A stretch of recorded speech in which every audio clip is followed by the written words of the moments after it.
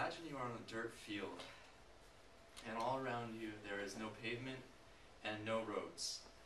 You are fresh off of a plane from California, and this is your first day in Haiti. Children start to come onto the field, and the first thing you notice about them is that they do not have solid shoes, and many of them don't have well-fitting shoes. They want to play soccer with you, and you're standing there with your running shoes and socks, but they have to play barefoot. I have found that buying Toms is a good way to get shoes into the hands of less privileged kids. And the process is beneficial because it provides protection that would otherwise be ignored. Through my experience in Haiti, and through articles I have read about being shoeless, I will inform you about the short-term and long-term effects on children's health and how Toms is fulfilling their needs. Today I will talk about, first, a brief history of Toms, secondly, how the lack of shoes affects a child's health, and lastly, the process of distribution. It all began with an encounter.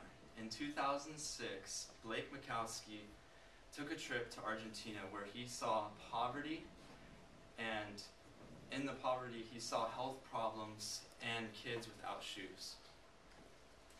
I quote him, "I was so overwhelmed by the spirit of the South American people, especially those who had so little, and I was instantly struck with the desire, the responsibility to do more."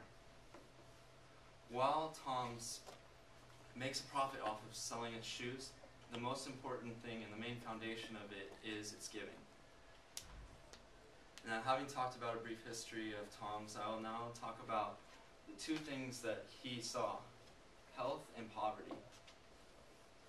The main problem is that the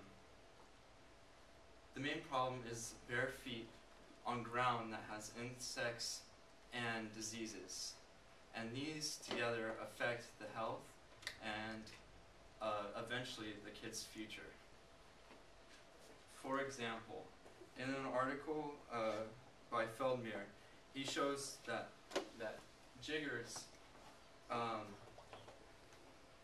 is a sand flea that gets in between the toes and around the toe area, and over time it becomes the size of a pea, and this causes open wounds eventually that could lead to other infections and more diseases. And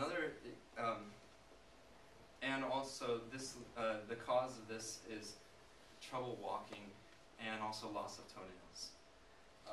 The second example I have is from an article by Bethany, and he presents soil-transmitted helminths, which are worm-like parasites, such as hookworm, that penetrate the foot and make its way to the small intestines where it lives off the child.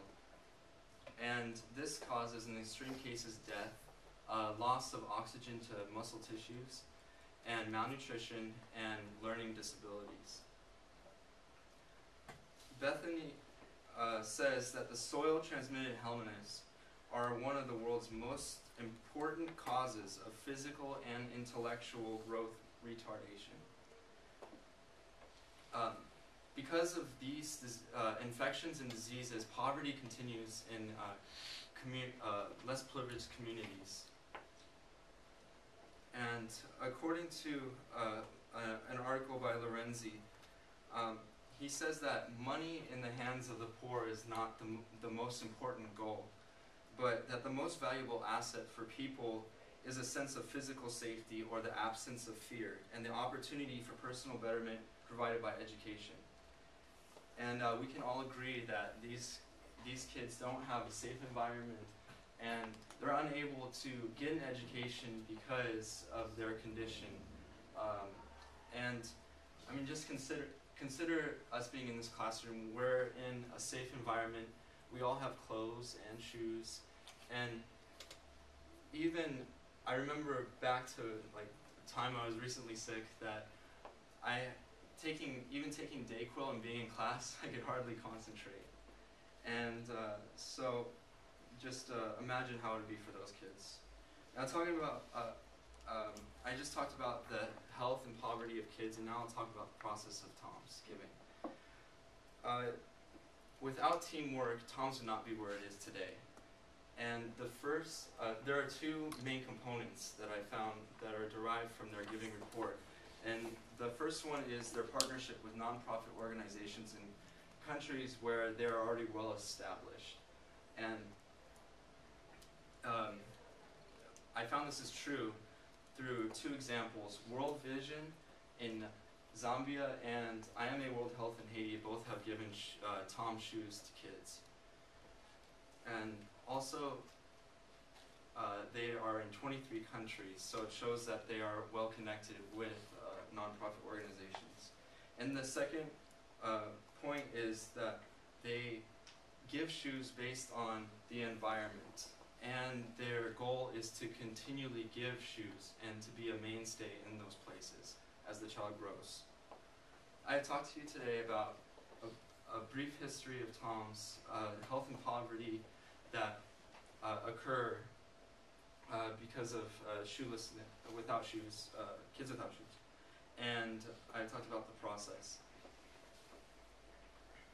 With that said, when you see someone with a pair of Toms, ask them if they know the impact that they are making. And my presentation can be summed up with a story from Alex. He says, "Jiggers have troubled me for a long time now. They are eating up my feet. I have never put on shoes since I was born," and he is 10 years old. "I have been bothering my parents to see if they could buy me shoes, but they tell me that they don't have the money." And in October 2010, World Vision provided Tom's shoes to him, and thanks to Tom's and people like you, it won't be his last pair. Thank you.